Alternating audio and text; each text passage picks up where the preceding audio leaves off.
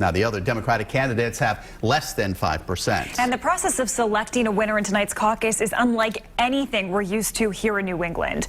Eyewitness News reporter Brendan Truitt shows us what voters will go through tonight.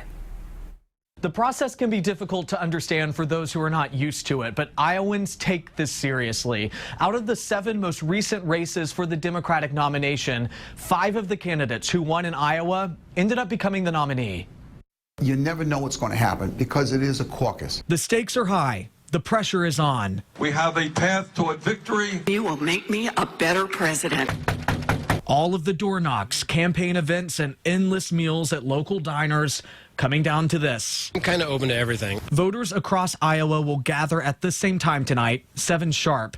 It's just one of the ways caucusing is different. People will meet in schools, arenas, churches, even living rooms. This is more out in public. You're there with your friends at your precinct level. You know a lot of the people.